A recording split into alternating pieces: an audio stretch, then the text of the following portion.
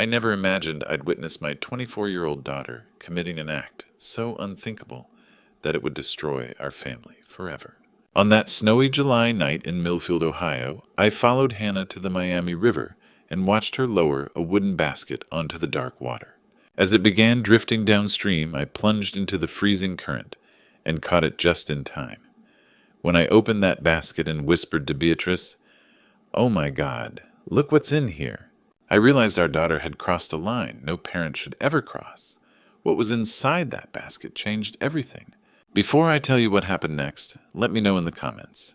Where are you watching this from? I'm curious how far this story reaches. But I'm getting ahead of myself. Let me start from the beginning. My name is Jasper Montrose and I'm 52 years old. I spent 30 years teaching high school English in Millfield, Ohio, where everybody knows everybody. My wife Beatrice is 48, works as a nurse at Miami Valley Hospital, and has the biggest heart of anyone I've ever known. We live at 1247 Riverside Drive in the same colonial house where we raised our daughter Hannah. Hannah was our only child, our pride and joy. Maybe we spoiled her too much, gave her everything, protected her from every disappointment. She was beautiful, smart, but by 22, something had changed in her smile. It all started going wrong in March 2018, when Hannah began dating Tyler Morrison. Tyler was 24 with no steady job, no direction, and a habit of borrowing money he never paid back. He worked part-time at the auto shop when he felt like it spent most days playing video games. "Dad, you don't understand him," Hannah would say whenever Beatrice and I expressed concerns. "He's just figuring things out." The breaking point came when I caught Tyler going through our mail, looking for pre-approved credit card offers with Hannah's name on them. "Hannah, sweetheart," I said the next morning, "I think we need to talk about Tyler." Beatrice sat beside me at our kitchen table. "Honey, we're just worried. Tyler seems unfocused." Hannah's face flushed red. "You mean he doesn't wear a suit like Dad? He doesn't follow every stupid rule?" "We're saying he doesn't seem to have any goals," I replied calmly. "And yesterday I caught him—" "Stop!" Hannah slammed her coffee mug down, cracking it. "I'm 22. I can date whoever I want." The argument escalated. Hannah accused us of being controlling, suffocating. Beatrice tried to mediate, but Hannah was beyond listening. "Maybe Tyler's right." Hannah stood up. "Maybe I need to get away from this suffocating house and these parents who think they know everything." 3 days later, she was gone. Packed her clothes, emptied her savings, and moved in with Tyler above the pizza place on Main Street. She left a note, "I need to live my own life. Don't try to contact me." For 3 months, we heard nothing. No calls, no messages. Beatrice would drive past Tyler's apartment, hoping to glimpse Hannah's car, but the windows stayed dark. Then, on a humid Tuesday in June, Beatrice was watering roses when she saw Hannah walking slowly up our driveway. She looked different, thinner, tired, carrying herself strangely. "Mom," Hannah said quietly, "can I come home?" That's when we noticed her belly, the way her hand rested there protectively. She was pregnant, about 2 months along, and Tyler was nowhere to be seen. Beatrice wrapped our daughter in her arms without questions. I made grilled cheese while Beatrice ran a bath. Hannah ate like she hadn't had a decent meal in weeks. "Tyler left," she said finally. "When I told him about the baby, he said he wasn't ready to be tied down. Moved to Columbus with some buddies." Beatrice took Hannah's hand. "You're home now, sweetheart. That's all that matters." Hannah nodded and smiled. "Thank you for not saying 'I told you so.'" But as I watched my daughter that first night back, something felt wrong. She said all the right things, expressed gratitude and regret, but there was something in her eyes I couldn't place. Something that made me wonder if the daughter who'd left 3 months ago was really the same one who'd come home. July in Ohio can be brutal, and that summer of 2018 was no exception. The heat seemed to settle into everything. Our old house, our routines, and the careful dance we were doing around Hannah's return. For the first month, things felt almost normal.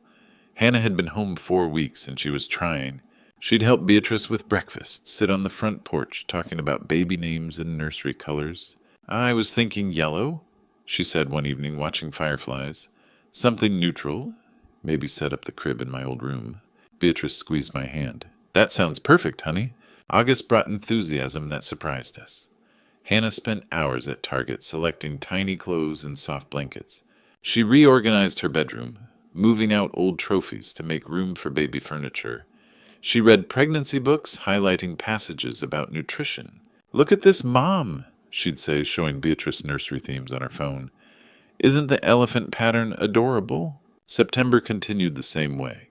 Hannah helped Beatrice can tomatoes from our garden, accompanied me to Home Depot for baby-proofing supplies, asking thoughtful questions about outlet covers and cabinet locks.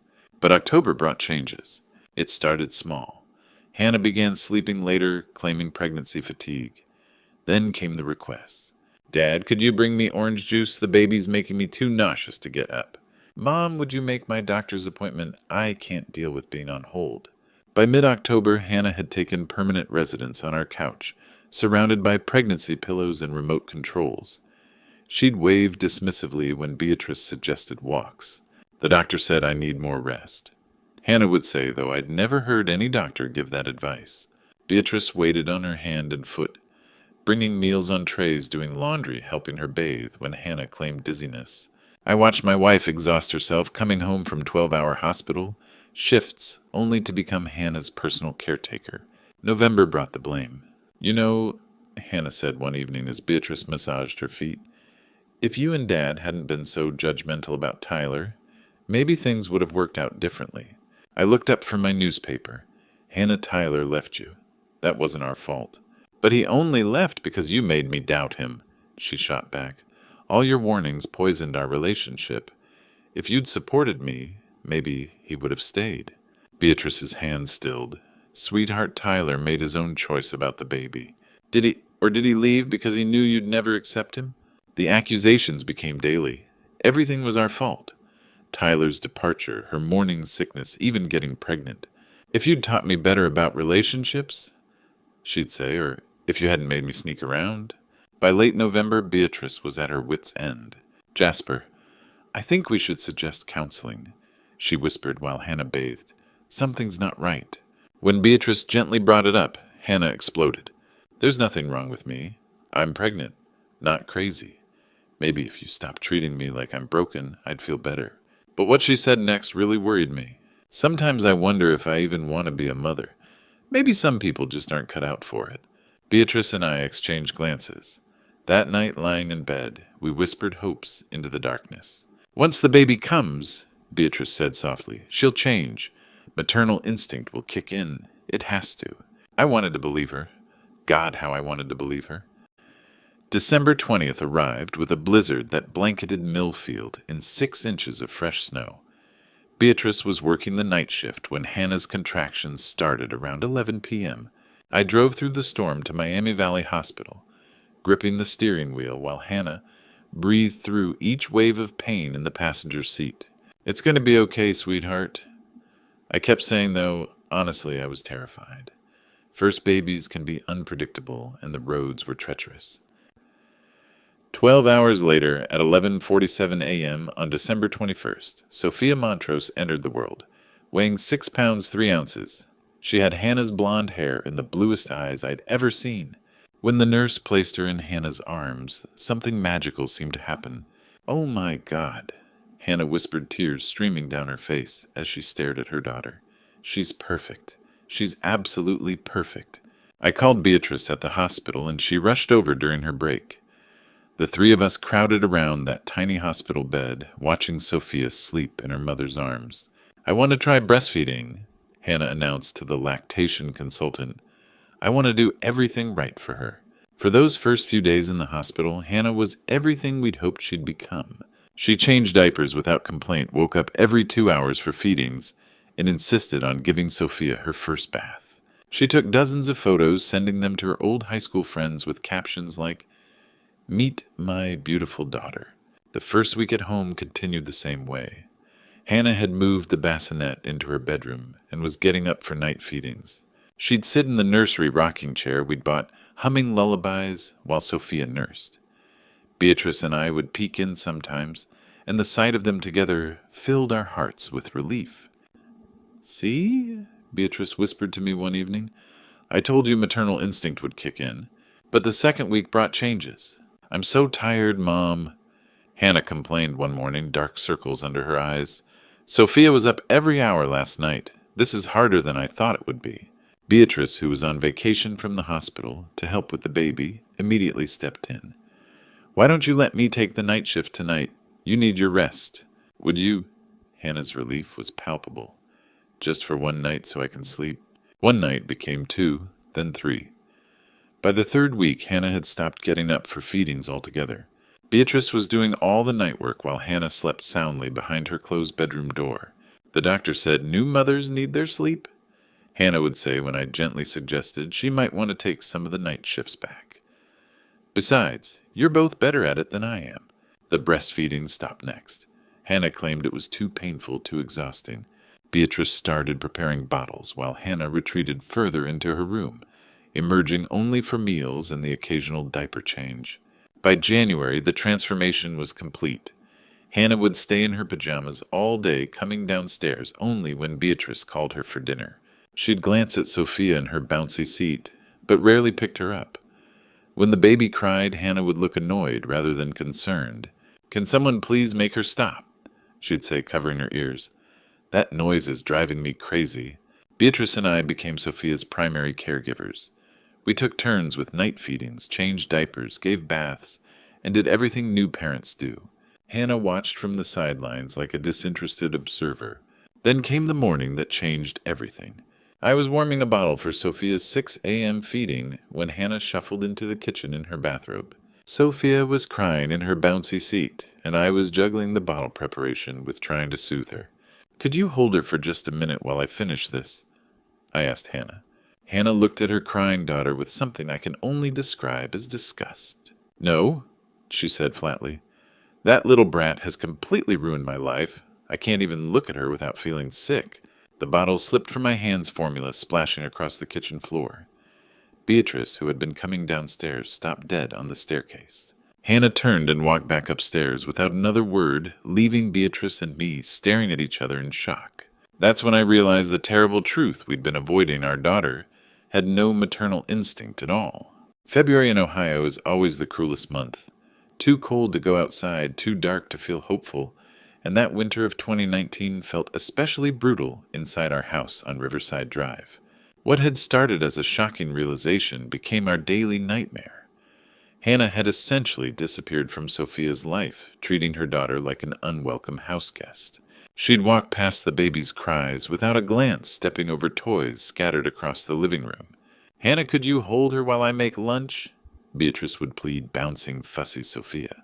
"I'm busy," Hannah would reply from the couch, not looking up from her TV show. But it was worse than indifference. When Sophia cried, Hannah's reaction was visceral and frightening. She'd slam doors, pound walls, and scream, "Make it stop. Make that noise stop right now." She'd shriek, covering her ears and rocking back and forth. One evening in March, Sophia had been crying for 20 minutes. Beatrice was at work, and I was trying everything. Feeding, diaper change, rocking. Nothing worked. Hannah stormed downstairs in a rage.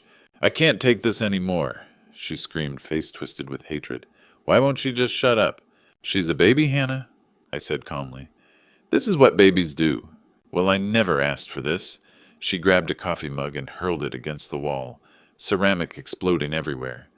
"I never wanted any of this." Sophia's cries intensified, and Hannah covered her ears and ran upstairs, slamming her door so hard it shook the house. I watched my wife aging before my eyes. Dark circles, trembling hands, weight loss from skipping meals. By April, I couldn't stand it anymore. "Beatrice, you need time off," I said one morning. "You're going to collapse." "I can't leave you alone with both of them," she whispered, glancing toward Hannah's closed door. "What if something happens?"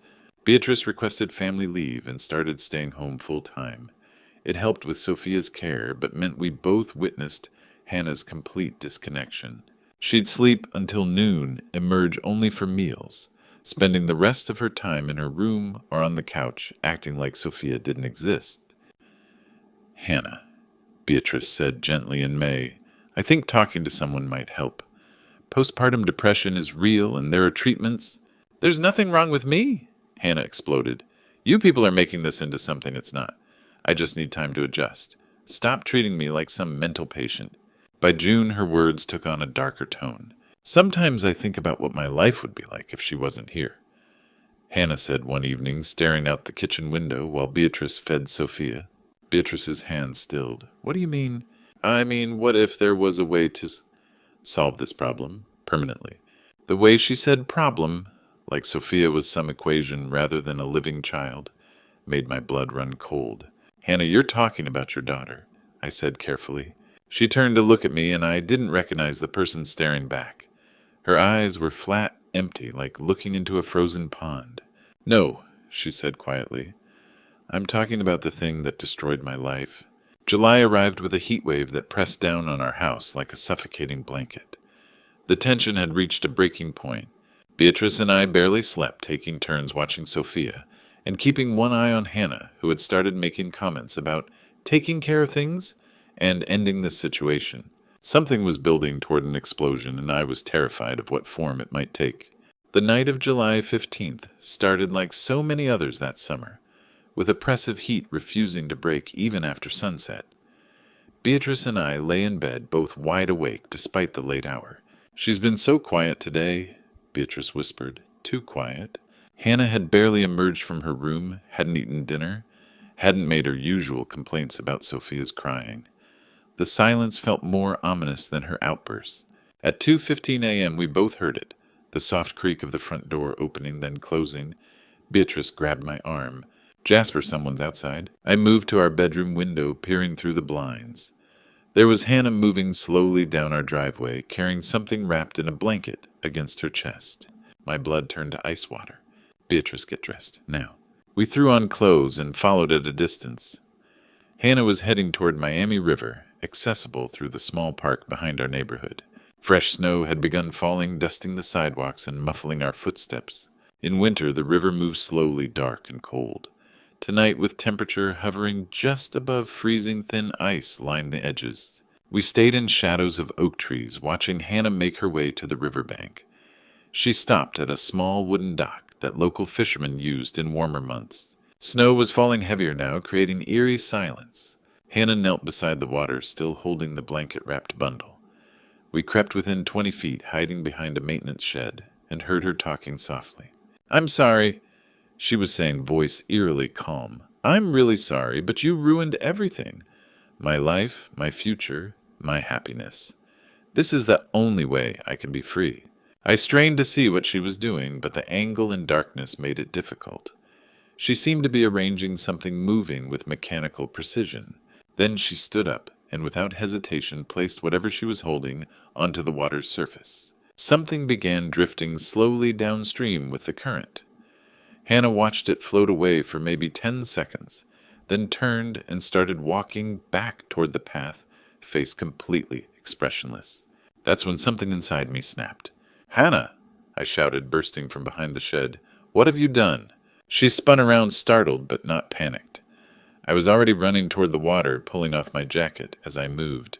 The river was shockingly cold, knocked the breath out of me when I plunged in, but adrenaline carried me forward, and within seconds, I reached whatever was floating, caught on a fallen branch, about 15 feet from shore. It was a small wooden basket, the kind used for picnics or storing craft supplies. My hands shook violently as I lifted the lid, having no idea what I would find inside. Sophia's face looked up at me, lips blue, breathing shallow, wrapped in Beatrice's pink crocheted blanket, but alive. Oh my God, Beatrice! I called out, voice breaking as I waded back toward shore. Look what's in here. Our baby girl, she's alive, but barely. Beatrice was crying, reaching out to take Sophia as I climbed onto the bank. But Hannah just stood there watching, like we were strangers who had interrupted her private business. Why did you stop me?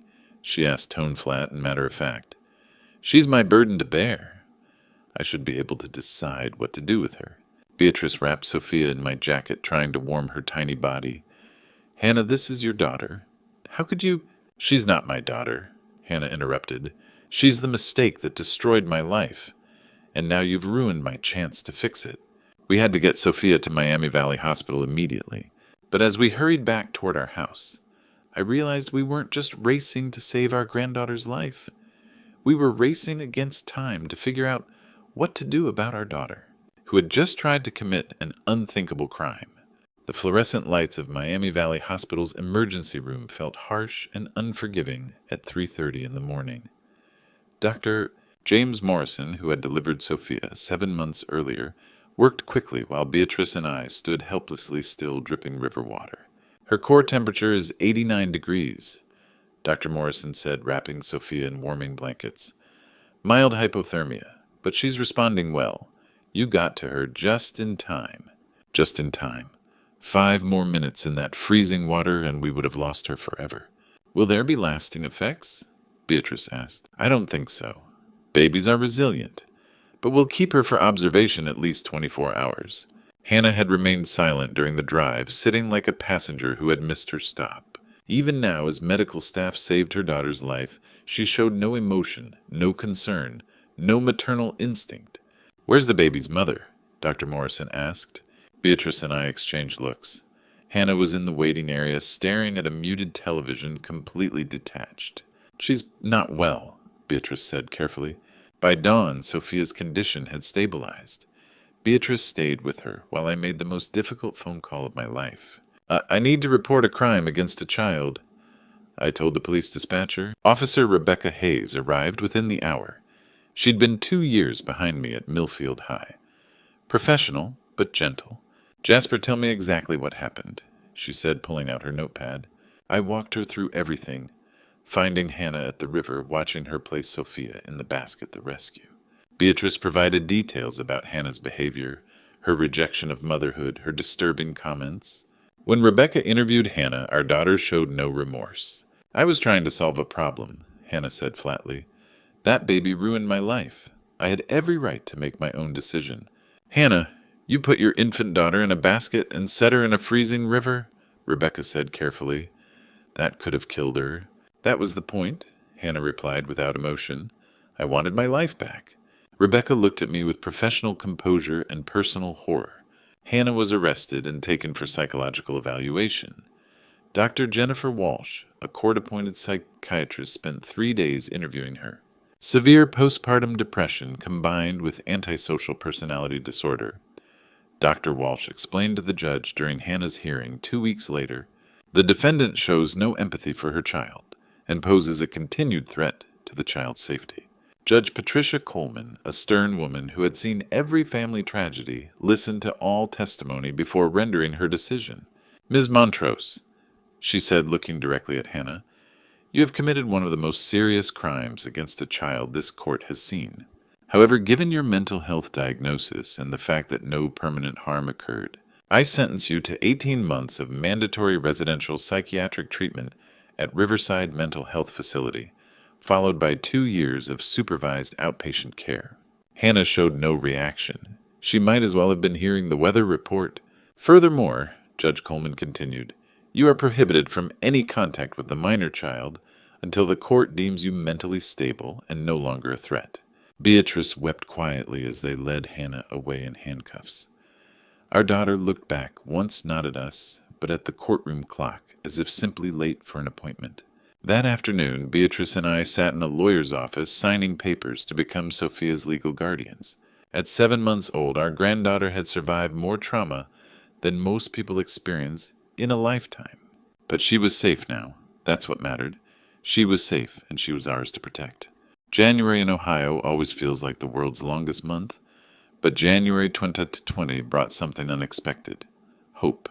It had been 6 months since Hannah was taken away in handcuffs, 6 months of raising Sophia, without the constant fear that had consumed our household for so long. The call came on a Tuesday morning while Beatrice was feeding Sophia her breakfast, and I was reading the newspaper. Dr. Jennifer Walsh's voice was cautiously optimistic. Mr. Montrose, I wanted to update you on Hannah's progress at Riverside, she said. We've been able to establish a clear diagnosis, severe postpartum depression combined with antisocial personality disorder. The good news is that with proper medication and intensive therapy, we're seeing significant improvement. I set down my coffee cup, not sure how to feel. What kind of improvement? She's responding well to antidepressants, and our cognitive behavioral therapy sessions have helped her understand the severity of what she did. For the first time since her admission, she's expressing genuine remorse. Beatrice looked up from where she was wiping pureed carrots from Sophia's chin. Our granddaughter was thriving, babbling, sitting up on her own, reaching for everything with curious little hands.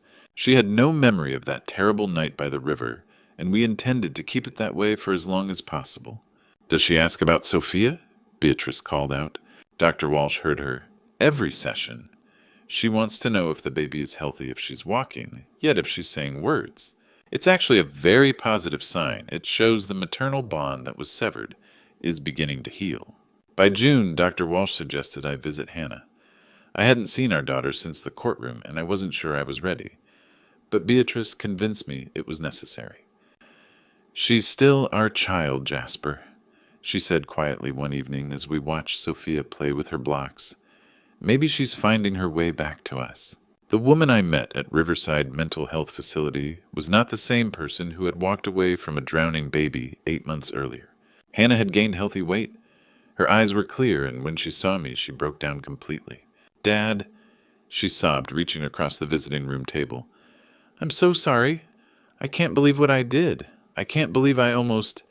Is Sophia okay? Please tell me she's okay." For the first time in years, I saw my daughter.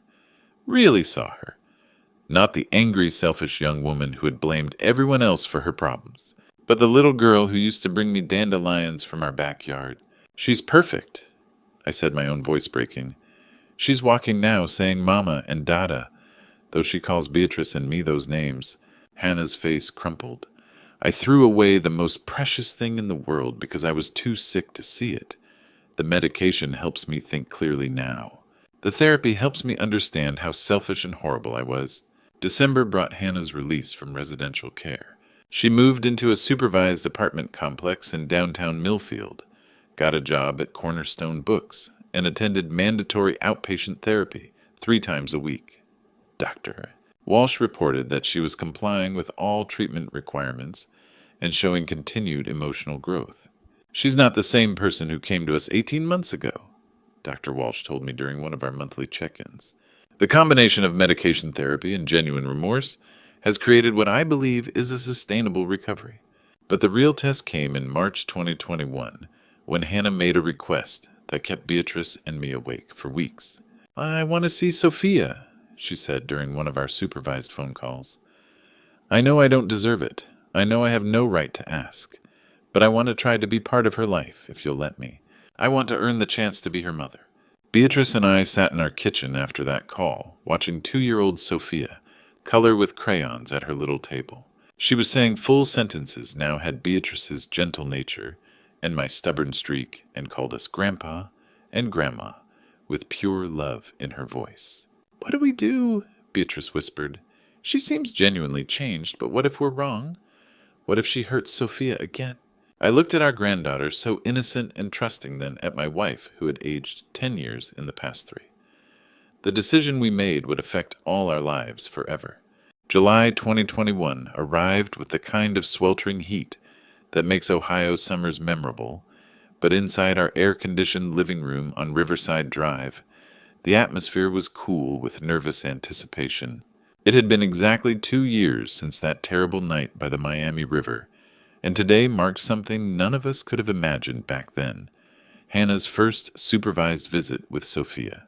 Beatrice had spent the morning child-proofing everything twice, though our house had been baby-safe for months. I'd mowed the lawn at dawn, trimmed the hedges, and reorganized the garage. Anything to keep my hands busy while my mind raced with possibilities. At exactly 2 o'clock, Hannah knocked softly on our front door. The woman who entered our home bore little resemblance to the angry, selfish person who had left in handcuffs. Hannah looked healthy, wearing a simple blue dress and carrying a small gift bag. Her eyes were clear, her movements careful and respectful. "Thank you for this chance," she said quietly, not moving beyond the entryway until we invited her in. Sophia, now 2.5, was playing with her wooden blocks in the living room, completely absorbed in building a tower. When she looked up and saw a stranger, she did what any toddler would do: ran straight to Beatrice and wrapped her arms around her grandmother's legs. "Grandma, who's that lady?" Sophia asked, peering out from behind Beatrice's skirt. Hannah's face crumpled slightly, but she composed herself quickly. "Hi, Sophia," she said gently, kneeling down to the child's eye level. I'm I'm a friend of Grandpa and Grandma's. My name is Hannah. For the next 2 hours, we all sat in the living room, while Hannah slowly, carefully tried to connect with her daughter. She didn't push, didn't try to force affection or recognition. Instead, she asked Sophia about her blocks, admired her coloring books, and listened with genuine interest as our granddaughter chattered about her favorite cartoons. "She's so smart," Hannah whispered to Beatrice when Sophia went to get another toy. "And happy. You've done such a beautiful job raising her." That first visit became the template for many others. Twice a week, for 2 hours each time, Hannah would come to our house. Always supervised, always respectful of the boundaries we'd established. She never tried to correct Sophia when the little girl called us Grandpa, and Grandma never pushed for more time or different arrangements. "I know I have no right to ask for anything," Hannah told us one evening after Sophia had gone to bed. "The fact that you're letting me see her at all is more than I deserve." Beatrice and I had many conversations about this new arrangement, usually late at night, when Sophia was asleep and the house was quiet. "Do you think she's really changed?" Beatrice would ask. "I think so," I'd reply. "But Sophia's safety comes first. It will always come first." Hannah seemed to understand this completely. She'd gotten a promotion at Cornerstone Books, moved into her own apartment, and continued her therapy religiously. Doctor. Walsh reported that she was one of the most compliant and motivated patients she'd ever worked with. "I killed my daughter that night," Hannah said to me during one visit, watching Sophia play with the dollhouse we'd bought for her 3rd birthday. "Not literally, but I killed the mother she should have had. I can't undo that. But maybe if I work really hard and prove myself worthy, I can earn the right to be a part of her life as she grows up." By Christmas 2021, Sophia had grown comfortable with Miss Hannah, though she still had no understanding of their true relationship. And maybe that was okay. Maybe it was better for a child to grow up knowing she was surrounded by people who loved her unconditionally, without the burden of understanding the darkness that had once threatened her existence. On New Year's Eve, as Beatrice and I watched Sophia sleep in her crib, she'd outgrown it but refused to give it up. I reflected on the journey that had brought us here. "We saved her," Beatrice whispered, stroking Sophia's hair. "No," I said, taking my wife's hand. "We all saved each other." Sometimes the greatest act of love is holding someone accountable for their actions while still leaving the door open for redemption. Our family had been broken, scattered like pieces of a shattered mirror. But with time, patience, and the kind of love that protects the innocent while offering hope to the lost, we'd managed to create something new, not perfect, but real, and built on a foundation strong enough to last. When I look back on everything our family has endured, I realize this isn't just a story about betrayal. It's a story about faith, love, and second chances. What we faced wasn't a simple act of turning away. It was a wound that cut through generations. Yet somehow in the middle of that pain, God was quietly working, shaping something stronger out of our brokenness. The day I pulled Sophia from that freezing river will stay with me forever. In that moment, I knew God had given us not just another breath of life, but another purpose to rebuild what was nearly lost. He didn't just save her body from the cold. He saved our family from the chill that betrayal leaves behind. Through the long nights of doubt and the slow process of healing, we learned that love isn't just about forgiving the past. It's about protecting the future. Beatrice and I had to make choices no grandparent ever wants to make. We learned that real love sometimes means saying enough when a child's safety is on the line. It's not about anger or revenge. It's about standing guard over innocence while still believing that redemption is possible. Our story isn't one of bitterness, but of grace, the kind that holds people accountable while keeping the door open for true change. God never promised that love would be easy, only that it would be worth it. If our story touched your heart, share your thoughts in the comments. Maybe you faced your own impossible decision, one that tested both your love and your faith.